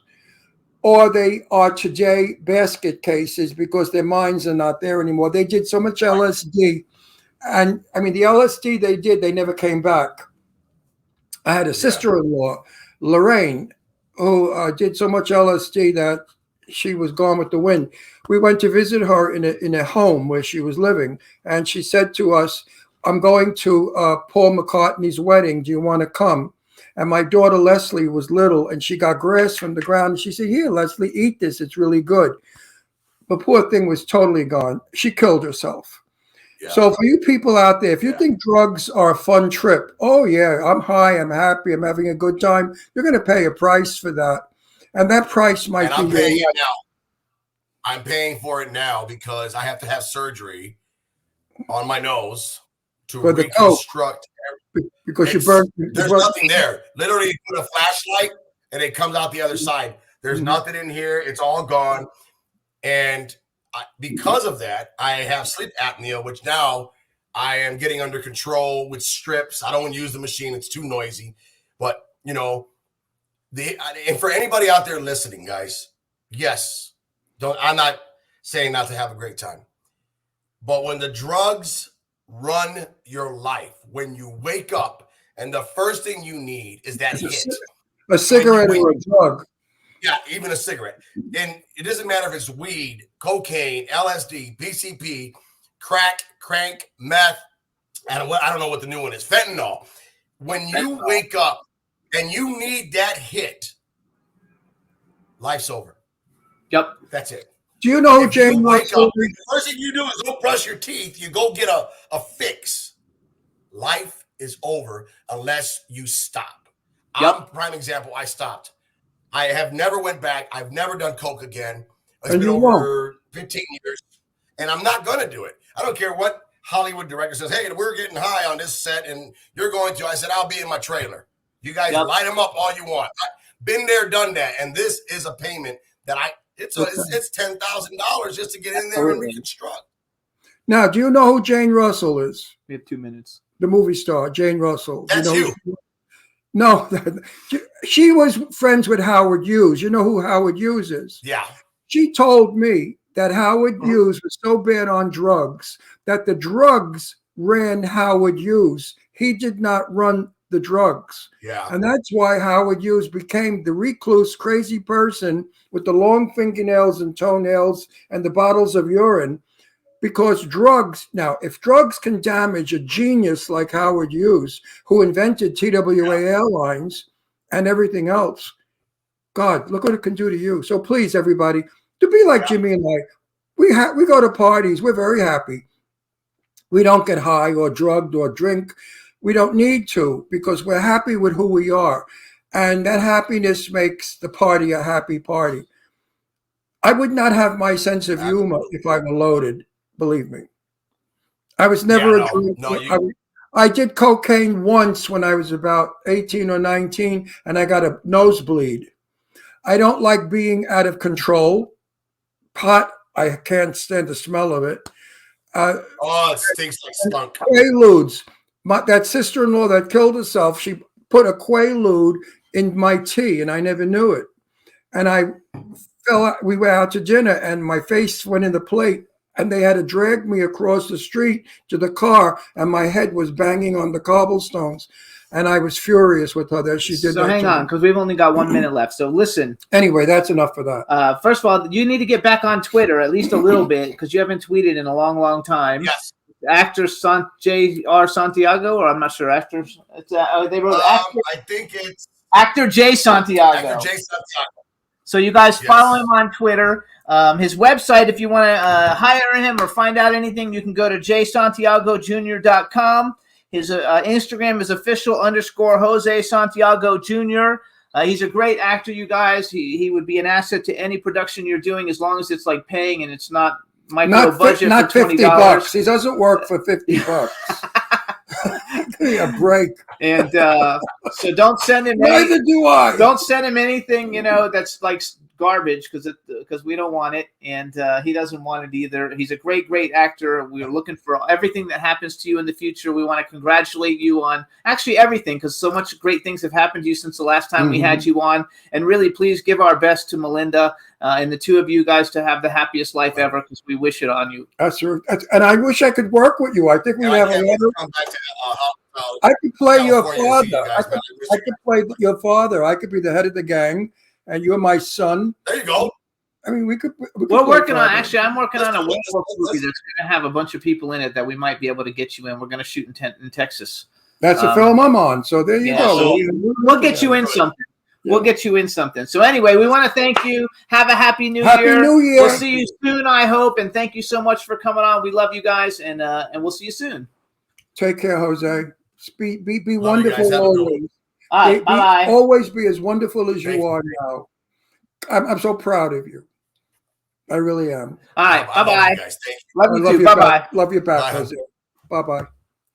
Oh, What isn't a that dear cool? What a man. great guy. Look at this eye. I look like I got punched. But anyway, he is the sweetest guy in the world, and I'm so proud of him. I really am, that he was in such a down area. I mean, drugs and all that. Ugh, Gangbanger. He said he was a gangbanger. everything that, what's that mean? You're in a gang? It's a gangbanger. A gang? Yeah, gang. I know what a gang is. A gangbangers, people in gangbangers. What does that mean, banging? What do they bang each other? No, it's what you're called. When you're in a gang, you're a gangbanger. That's just I the don't know name. these. I don't know these modern day terms. You know. Anyway, he's a wonderful fella. So now we're going to bring on our second So wait, guest. I wanted to say, Oh, so anybody out there that has a problem that he had, see, he got out of it and he's back to better. And you can do it too. It just takes willpower, positive thinking, and possibly a belief in there is a hereafter. all right. Now we're going to bring on our next guest. His name is Vincent Yay. J. Guastini. Go ahead and bring him in, Juan. Hello. There he is, the man of magic. Say something. Let's make sure we can hear you. Testing 1, 2, 3. There we go. That's Perfect. good. All right. Good, Vinny. All right, everybody. Now we want to welcome to the Jimmy Star Show with Ron Russell, special effects, makeup, creature effects designer Vincent J. Guastini. Hello and welcome to the show. Thank you, guys. Nice to meet you. Nice to see you. Absolutely. So since you don't know us really, this is my cool, outrageous man about town co-host Ron Russell. But I know of him. Of course Nice you to know. meet you. I don't know you personally, but I certainly know of your reputation because Sarah French doesn't stop raving about you. She loves you, you know. Oh yeah, Sarah. I love her. No, she said when I said that you were coming on our show, she said, "Oh, Ron, I love him." So I just want you to know that Sarah French is so pleased with what you do when you make her up, as are many others that have said how wonderful you are, that your work is really good. Oh, thank you. That's nice to hear. You It's have a always good- nice. You have a good reputation. That's So important. hold on, too. We have a chat room filled up with people. Say hi to everybody in the chat room. Hey, everybody. There you go. So tell us where you're in California, right? I love your That's background. correct. I have a studio behind the Burbank Airport, directly behind there. I've been out here about maybe 17 years in California and 15 years doing makeup effects in New York City, and I'm originally born and raised in Jersey City. Oh, Oh, you're from Jersey, a Jersey boy. Jersey. he's from Yes. Brooklyn. I'm from Brooklyn, and we always make fun of the Oh. Jersey boys. So you're an I'm not- Italian. You're an Italian from New Jersey. That's correct. And my mother was born in Brooklyn. So, Okay, so she's a good woman. well, she's no longer with us, but yeah, she was. Put it this way: she was a good woman, but she was complicated. Put it that way. Most people from Brooklyn are good. But so do you know the Wise Guys in New Jersey? The TV show, The Wise Guys. It's a podcast. No, oh, wait a minute. Yes, is that the that wouldn't be the podcast for the Sopranos, would it be? I think that. No, I don't know if it's the podcast. No, they actually call themselves the Wise Guys. They're called The Wise Guys. They're a bunch of Brooklyn guys. They're hilariously funny, and they have a pod okay. show that they do. And we like them a lot. We're really good friends with them. Jersey people are nice people because they're like Brooklyn people, down to earth. We don't like fancy schmancy bullshit. Right? Am I right? We're very, very blunt and a little too honest. And I think that people, we don't like and I lying. think that, And I think the people from Brooklyn are even more honest. Put it that way, since I was brought up by my mother, so I know the whole deal. If you go in Brooklyn, if you start to tell tales like make up stories, like say like I was walking down the street and this guy walked up to me and said you should be in movies, we'd look at him and say, yeah, really? Where'd that happen? On Fulton Street? On Flatbush Avenue? Where did somebody walk up to you and say you should be in movies, you jerk? And we don't care for people who did that sort of stuff. Talk street honest or get the hell out of my way. And I'm still like that. So you guys, real quick, you can follow Vincent on Instagram. He's VGP Effects, E with an E, EFFECTS. His website is vgpeffects.com. I'm going to brag a little bit for you, and then we'll talk about some of the cool things because we've recently seen a ton of your work. No, and I also promised our viewers that I was going to ask you certain questions about women to make their faces prettier, like how they get rid of bags under their eyes, what kind of lipstick they should use, all these little beauty tips that you could give some of these women that are old and not so pretty anymore. Hey, listen, everybody needs a little work. So hold on, you guys. Listen. Okay, so first of all, you guys, Vincent created animatronic. I'll answer your question after he. I don't want to interrupt. So. That's fine. So he created the animatronic wings and creature effects in the movie Dogma, you guys, which we've actually had several all the people from it on our show. Yep. Darren Aronofsky's Requiem for a Dream. He made Ellen Bernstein into a thinning, decaying woman. He worked on Arnold Schwarzenegger's film Aftermath. I hope all this stuff is correct. I took it off your IMDb. He was the first use of fire victim effects for Clint Eastwood's Letters of Iwo Jima and Flags of Our Father, which are huge movies. He worked on she transformed Jill Larson into a crazed, demonic, possessed creature in Bryan Singer's The Taking of Deborah Logan, which is actually a great movie. And then I think someplace that you did some of the like finishing work or something, or maybe the LA work on Last of the Mohicans. No, I did the entire show. I was on that for 7 months. It was my first studio movie, and it was shot in North Carolina. Oh, that's awesome. Okay, so we have a client. I'm a publicist, and one of my clients is Randy Edelman, and he's the one who did the score for it. Got a Golden Globe nomination for the score of it, and so that's like because these aren't like little movies. These are all like all the movies I mentioned, you guys. These are all big feature studio. I mean, Last of the Mohicans. That's like fucking like the Daniel Day-Lewis, like one of the biggest movies ever. So, hey, was Daniel Day-Lewis cool? Because I think he's one of the greatest actors, of my generation. He was in character, but he was probably one of the sweetest, most professional to himself, and very insulated, but very friendly. Because when he does a role, that whole reputation that people found out later after Last of the Mohicans, where he gets so embroiled in what he's doing, that he loses himself in the role. Okay. So I don't know if I worked with Daniel or I worked with Hawkeye. Might have been a little bit of both. But he was training in the woods and living like what those people lived back in that time period for about 6 months. Wow. 7 months. And after the film wrapped, I heard he had a little bit of a psychological breakdown a little bit because couldn't quite handle that whatever he was doing wasn't real. I mean, so I know that sounds pretentious, and I've heard that story, but it seems to be the way he works, because after he got really famous, especially after My Left Foot, but after Mohicans and everything, he became mainstream. That was kind of his MO for all the movies he's worked on. I've read that too. Well, I have a relative who was married to Marlon Brando's son, Christian, and okay, the one that died, right? The one that died of the overdose, was that the same one? Son Christian, right? My niece was married to him, and okay.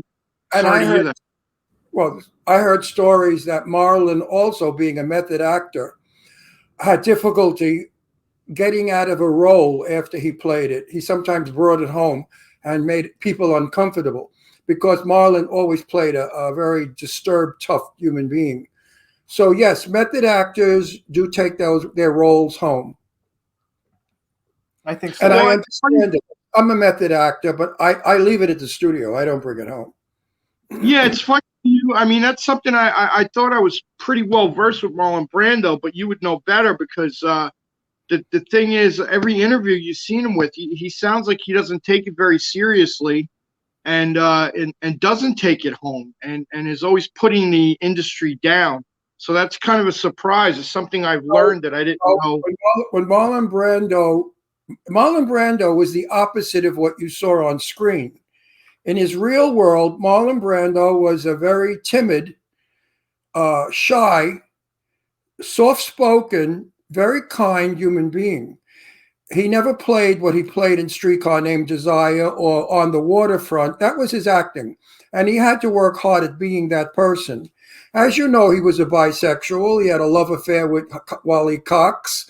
And he was, he was very, very multiple personality. And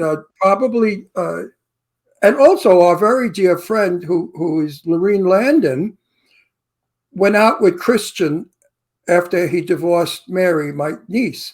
So she had a lot to say about Marlon. And Marlon Brando was a very interesting human being. He never got out of bed. He ate like an animal and got to be enormously big.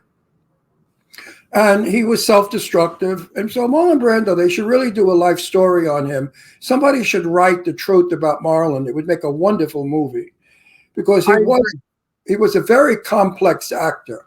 So but a nice person. He was a kind man. Let's go back to you. So how long have you been doing how old were you when you decided, oh my God, I want to make creatures? Because I'm looking at the stuff behind you, which is just freaking amazing. And are you in your studio or is that kind of like your playroom? This is my bedroom. No, it's my studio. Do you how old were you when you thought, oh my God, is there a certain movie or something that made you think, oh my God, I want to make creatures? Well, I mean, when I was younger, I felt I was going to be a director, and eventually I kind of went into that a little bit. We'll get into that later, but as far as the effects wise, probably watching Ray Harryhausen movies and Godzilla movies and Clash of the Titans and Eye of Sinbad, all the Sinbad movies that Ray Harryhausen did effects for, and then later it graduated into the 80s. Of course, Planet of the Apes was a big influence because my father would take me to all the movies that came out, and saw all the ape movies. And then eventually in the 80s, with American Werewolf and The Howling, I started going, you know what? I think I want to do effects. And then when I finally saw John Carpenter's The Thing, oh, great movie! And I was in the audience at the State Theater in Jersey City. I was pissed off at my then ex-wife. I had a big fight. I was working at a restaurant. I was walking by this poster. I saw The Thing on there, and it was this cheesy poster with light coming out of a guy's head. And I'm like, well, I mean, this, let me see if I can get my mood a little bit better. And I saw this shitty poster. At first, I thought, shitty to me at the time. Now I love it. But, I go in, and then when the blood test scene happens, there was an audience member behind me who grabbed a seat and he went, Jesus effing Christ, when the guy hit the ceiling. And when I looked at the reaction to what he was watching on the screen is when I said, I want to get that reaction out of something I can do. And it looked like that the movies was a platform that is, if you get lucky enough to be in a movie that gets released and everybody gets to see it, that your work can make certain people have a reaction to it or have a certain feeling towards the image or whatever they're seeing on film. So that was it. I was in. That was it. Hey, Vinny, your work only makes the actor better. In other words, you and the actor are in partnership, because if I walk into a room and I was on a movie, a Churchill movie, and it was called The Big Friggin' Rat.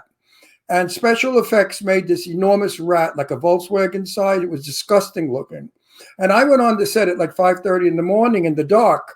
And there the red eyes are of this big, huge rat. And it scared the hell out of me. And I said, oh, my God, I got to get eaten by that. today sometime. So if we don't have a great effect, we laugh at it. I mean, I don't want some ugly, stupid doll coming after me that I'm supposed to be frightened about, right? So you got to scare me. If you scare the actor, you're giving us an easy job. So I really believe I'm going to hire you for my movie, The Curse of Magic.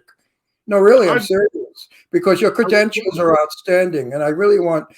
It's an A1 movie. I'm hoping for Fran Drescher to star with me and a few other people.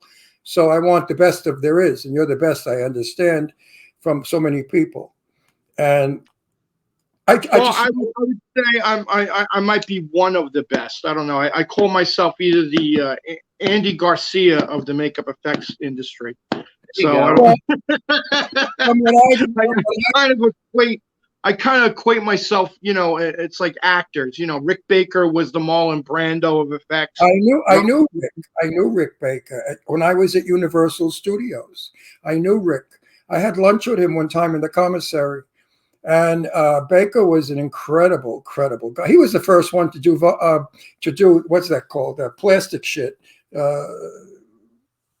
What is it called? Polyurethane or something? No, that what you all use now. He invented it. Oh, I don't know. I think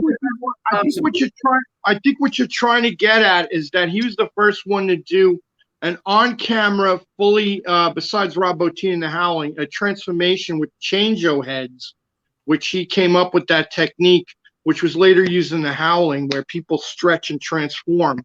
What I was saying is he was the first one to work, I believe, with latex. He was one of the... No. He always used foam latex.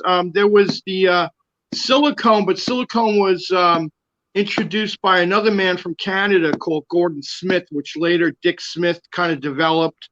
Yes. Or tried to get the secret formula. Nobody could actually, in the early incomes of silicone, nobody could quite get the formula down. We played with it a little bit. With Greg Canham, who I worked with on Stephen King's Thinner, tried to do it with putting it under the arms of making somebody look overweight. So we had like these prosthetic arm things. It was in its infancy in L.A. And the only person that really had the formula down at that time was a guy named Gordon Smith. And Dick Smith was trying to work out getting a formula. And I don't know, some rumors that he was still being a little secretive. And other people started putting up concoctions in England, like Nick Dudman, a friend of mine. But then it finally got utilized.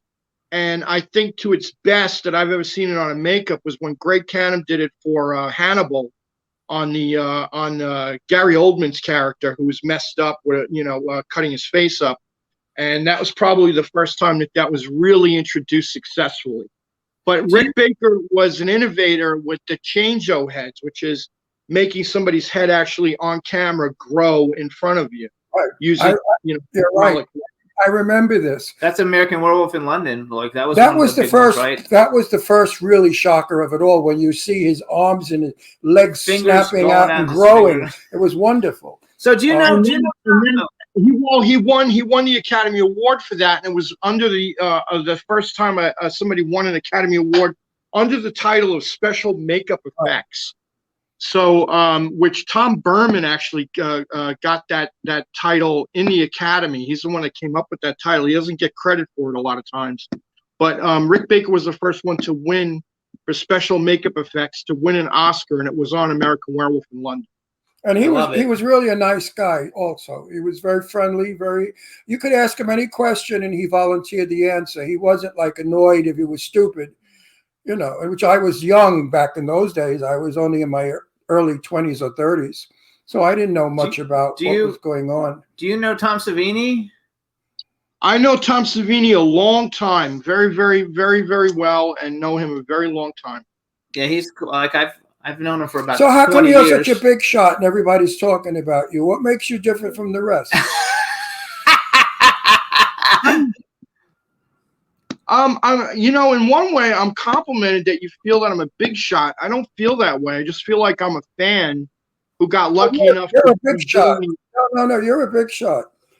I hear. I hear Go in the ahead. shop, I hear everything. People, for some reason, constantly email me or memo me or whatever, like I'm supposed to. Like I'm Rona Barrett, the reporter. So I know everything that's going on I know everything that's going on in our circle of film. We have X amount of producers, directors, and actors. Sadie Katz, Sarah French, Augie Duke, all these people I've worked with. We're all a family. Joe Kelly, Winston Churchill, Marcel Waltz. I mean, these are all people I know, and they Cool. seem Actually, he did. wait. And your name seems to come up with these people as a very good name. So these people know better, and that's what I judge on. So I said, how come you're such a big shot? Is it Sarah French running around telling everybody how wonderful you are? That's good. You should She's give her. becoming a big shot too. Yeah, you should give her a commission because she's getting you so many jobs. I had no idea that Sarah French said such wonderful She things. wrote it. She wrote it on Jimmy's page Yeah, she wrote it on our yesterday. Facebook page. On our Facebook page yesterday, when we said we advertised you were coming on, and Sarah came in and commented and said, "Oh, I love him. He's so wonderful." It's super nice for us to have met you also, which we wanted to meet you at the night of the Tommy Knockers premiere. By the way, you did a great job on the Tommy Knockers. I love the movie. We enjoyed the movie a lot. The That Mahal was a Brothers, lot of fun. they do pretty good independent films. They're pretty good. And we've seen all your other Mahal. Art of the Dead we saw. Loved it. Attack of the Unknown we saw. I saw Veronica because Caroline Williams is a friend of mine and Yeah. she was in it. No baloney. but Bloodcraft is a great movie with Augie Duke. That's why I liked Augie Duke in the first place. we love Augie. We love all those people. Cabin Fever 3 was a shitty movie, but your effects were great, but the movie sucked. I'm very proud of that film because they had the first Cabin Fever, which had some sort of a very big following. The second one was. Am I still here with you guys? Yeah, you're here. Right. can you Yeah. hear No, me?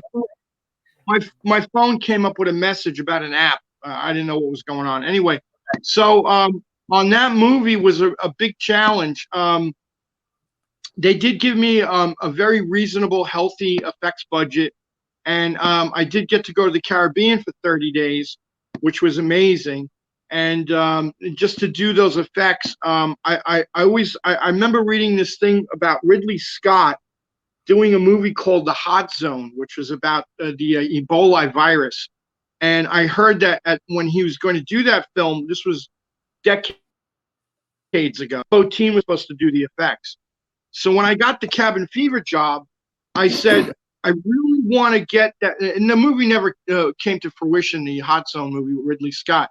So, but when I got Cabin Fever, I was like, I want to do a movie or do the virus as the worst possible virus you could ever have. So we did suits and in stages where the skin falls apart and you could peel it off and people's arms are missing and they're connected with magnets. We had every effects gag in that thing. And the Village Voice said the star of the movie is Vincent Guastini's effects. I was very proud of that review because we worked very hard on that. And it was one of those movies where, I thought it was fun. I mean, I do shitty fun movies. I mean, I do that either because everybody's got to pay the rent, or there's a friend that's a producer or a friend that's a director. And that's how I got involved with the Mahals. Was that Rolf Kaminsky, who directed Art of the Dead, came to me and said, "Hey, listen, I'm doing this movie.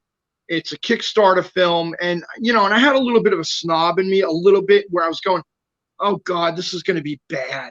No, Kickstarter movie, not at all. And then I'm seeing that, the Mahals are like getting almost, $250,000, $500,000, doing Kickstarter movies. So I was sitting there going, you know what? I mean, this is my friend. It's going to be fun. They're giving me a pretty decent budget to do the effects. I get to go to Vegas.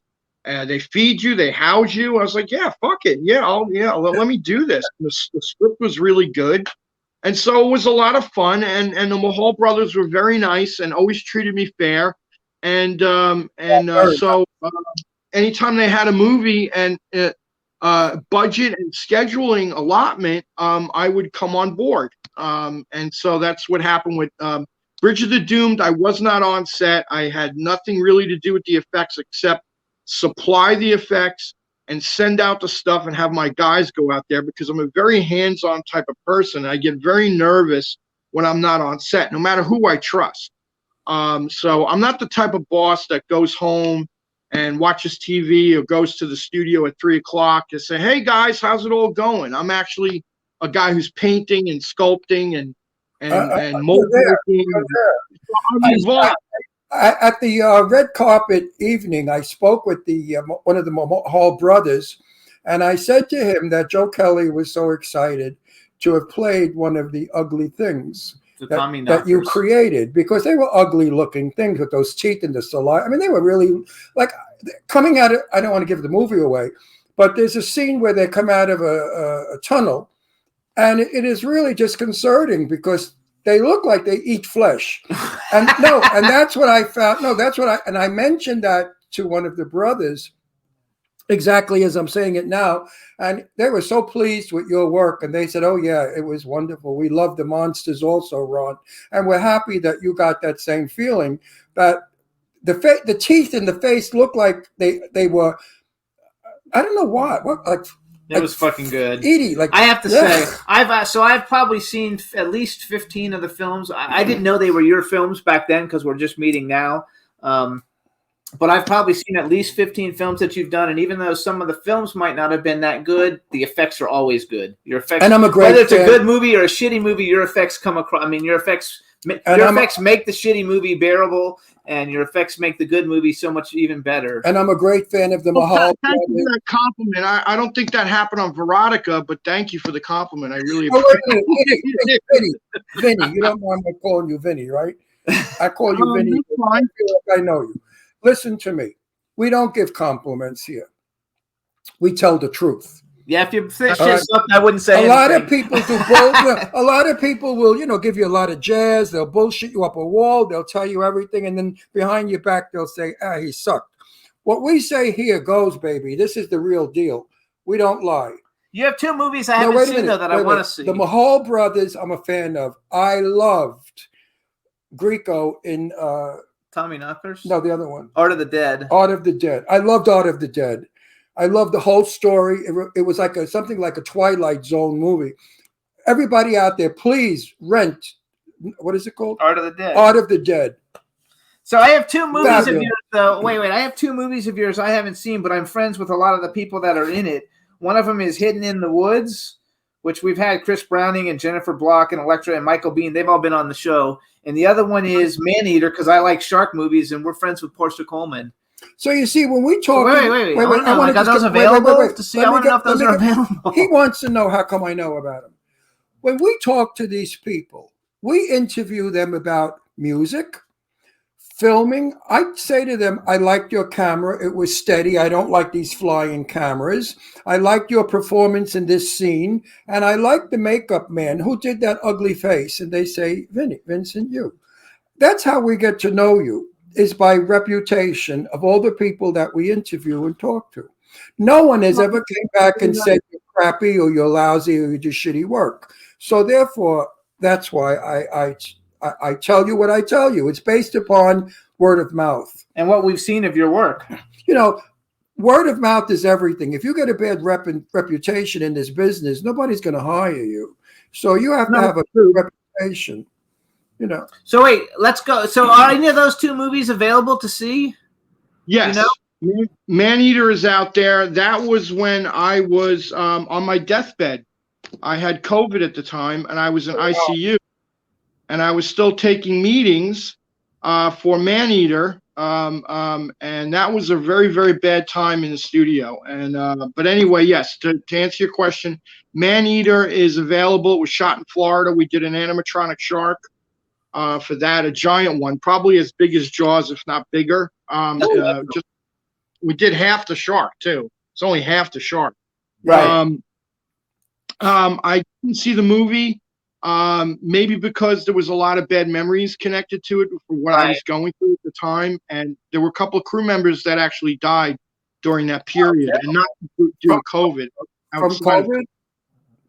No, one was a heart attack and one was accidental overdose of a certain drug. Hey, Vinny, So tell me, what movie is it that you were on with Sarah that she was so happy about you? I was on with Sarah on Art of the Dead. That's and I put she got shards of glass in her back, and then I've known her socially on and off at parties, and and there was another werewolf movie that her boyfriend Joe Netter wrote. Wonderful. So I know Joe Netter, woo, can he write? Now listen, I got a quick story about Sarah. Night of the Dead, Art of the Dead. Art of the Dead, Jimmy and I were driving in, and I said, No, that's Blind. no, wait a minute. Oh, Blind. And I said, Marcel Waltz has got Sarah French, tits and ass, as the star of a movie. I said, how is she going to carry a movie? I just saw her in Art of the Dead, naked. That's all she ever plays is tits and ass. This girl doesn't have the talent to hold a movie. And I was there 10 minutes watching Blind, and I said to Jimmy, oh my God, she's brilliant. Sarah French is one of the best actresses out there. She doesn't overdo it. She's honest. She's an honest actress. And what she gives the camera loves. And I'm the biggest fan of Sarah French. And she's in my movie. she's really, really good. She's really good. She has a major part in my movie, The Curse of Magic. And she plays a bitchy, spoiled, rich, snotty little, self-centered, egotistical, narcissistic twat. And she read the script, and you know what she said to me? I love it. I've always wanted to play a bitch. So, you know, that's Sarah French. So wait, now you were going to ask the makeup. Yes, how do now, you do your eyes? Because we only have 10 minutes left. I promised women out there that you would help them. If a woman has bags under her eyes, what should she do to get rid of the dark shadows? Hemorrhoid cream. Wow. Hemorrhoid cream. You must get it from Canada because the American one is not as good as the Canadian one, I heard. I know that trick. I use it myself. That was a trick that I learned on SNL from another makeup artist. It was a woman who used to head up the Conan show and do Conan's makeup, and he always had bags under his eyes, sort of like what I have right here. So I forgot to put my hemorrhoid cream on today. But anyway, Black eye, my eye thing. it was a well-known article too. After she announced it in an article about her getting an interview in one of the people, and that circulated everywhere. But yeah, that's a trick to get rid of bags under your eyes, and it lasts a couple hours. Is hemorrhoid cream. And Now, that okay, let's move it quickly. What kind of foundation do you suggest for a woman over 60? To be honest with you, I used to do a little bit of beauty makeup on Saturday Night Live. I was on there for 4 years. I was Will Ferrell's personal makeup artist and prosthetics man. And to be honest with you, even though I did, a little bit of makeup on Bjork and Jewel and a few of the people that guest starred, I am not really a beauty guy. So my recommendations for beauty would not be a good one. I'm a smart guy. When I do a department head that has beauty makeup, I hire somebody that is an expert at that, and then I supervise either the look or I okay the look.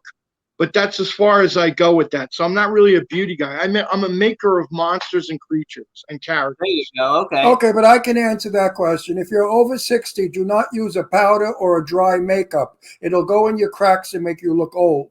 Use use a creamy mixture. Always shine. Like years ago, people would put powder on their nose. No, today, if you're over 60, shine. Especially if you're being photographed, because it reflects the light from the camera and you look a lot younger. And as far as lipstick goes, use a lip liner always. Get a red pencil, line the outer part of your lips, and then paint the inner part in a strawberry lipstick, and you will have lush, big lips. I used to do drag, so I know all about makeup. I don't have to. I naturally have big lips, so I'm good there. Right. So I have a question. Oh,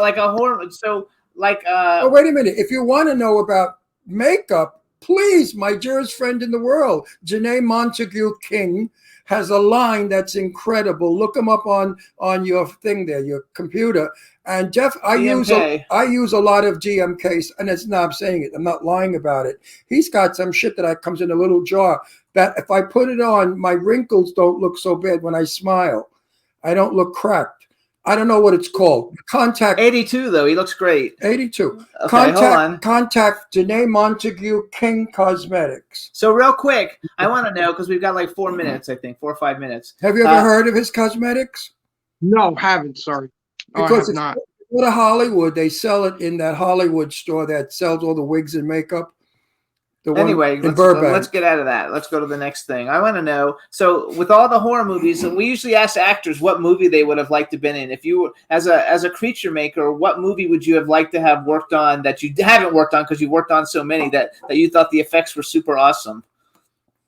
Well, of course. I mean, The Thing, yes, or Legend, would be one. Total Recall. So right off the bat, some Rob Bottin effects related films would have been great, but I wasn't even in the business at that point.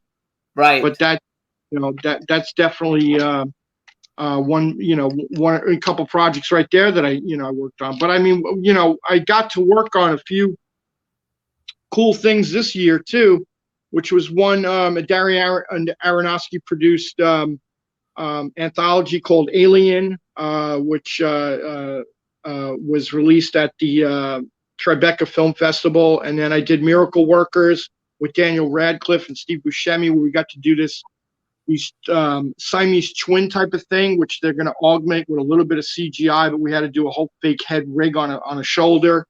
And Daniel and Steve are producers on the show. It's for HBO. And then another one I'm excited about is a film called Strange Darling, directed by J.T. Moeller and is produced by Roy Lee, who did It and Annabelle.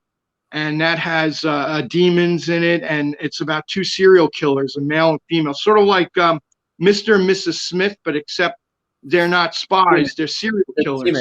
Oh, I love that. Sounds awesome. I will love that. He might not like it, but I will love that. That's by Miramax. That's coming out, and that's starring Barbara Hershey. And Hershey. Barbara Hershey. I remember Barbara Hershey. I met her somewhere years ago in my mind. I don't remember where. I met Barbara Hershey when she was doing something with Bette Midler. They were doing a promo in LA for a movie. I forgot what the movie was. It has to be Beaches. That's the only movie. Lainey Kazan's my best friend. And Lainey Kazan was in that movie also. I worked with Lainey Kazan on a long time ago, back in 2001, on a werewolf movie with Joey Fatone, and she was wonderful. I love Lainey. I got to know her very well. Her. She's been my buddy for like 40-something years. She's still with us, which is great. Are you kidding? I wanted to lead in my movie. I wanted to play the Jewish. My movie's about she's a Jewish bookie and I'm a mafia Italian and we're married. And we go out to kill the Nazis in 1943. You'll be working on this film, so you're going to enjoy it. So you'll be working with Lainey again. I love Lainey. I want to just make she's my age. Because we only have 2 minutes. We have 2 minutes. Lainey's 82, just like me. For me as a kid, the first movie that I saw growing up that I was allowed to go see by myself without my parents was Phantasm, and I always thought the effects. I'm sure they're very cheesy now, but like when I mean, the finger in the box is probably the most realistic finger, and it was made out of some weird materials that looked like silicone. And I mean that looked absolutely fantastic. I mean, it still holds up today. I still look at that finger, and I know it's just a finger, but it's a puppeteered fake finger in the box, and it's amazing. I love that. I'm friends with Michael Baldwin, or I have been for like a long time, so I love it. So let's give everybody your thing. So you guys can follow Vincent on Instagram, VGP Effects, EFFECTS. His website is VGPeffects.com. Check out all the cool movies that he's done. Big movies, small movies, every movie. All the stars he's worked with. He worked with major Hollywood stars, big guys. And we want to congratulate you on all your success. We're so happy to have finally now got to meet you, so we can we run in the same circle, just so we didn't know each other. So it's very cool. And congratulations on all the great work that you've done, and we're hoping to employ you sometime soon. And looking Oh, that'd forward. be great, guys. It was so nice meeting you guys. Look, I'm looking forward to working with you because your job is going to make me look 19. You think you could do it? Let me get back to you on that one. So, Vincent, thank you so much. Take care, Hope Vincent. 2023 is a great year we have. It was a Happy New pleasure having Year. you on the show. Thank you so Pleasure. much. See you All soon, right, buddy. guys. Love you guys. Thank you so much for having me on. I Buddy. appreciate it. You're a nice fella. I'm going to love Bye. working with Bye-bye. this. All right, everybody. Thanks so much for tuning in. Chat room, thank you. We'll see you guys next Next weekend. week. Bye, everybody. Bye, everybody. Peace out. Can turn out to be so wrong. Yeah, we in the mix. Yeah, we in the mix. It's another episode. Here we go. The Jimmy Star Show with Ron Russell. Interviewing the hottest, newest, and truest of today's celebrities. Make sure to subscribe so you can get notified weekly. Jimmy Star, he's the king of cool. Ron Russell, he's a gorgeous dude. Chat room is live and you would be a fool not to vibe with us at the Jimmy Star Show with Ron Russell. Come watch it live on W4CY Radio. Miss some past episodes? Download on iTunes. The Jimmy Star Show with Ron Russell. It's the Jimmy Star Show with Ron Russell.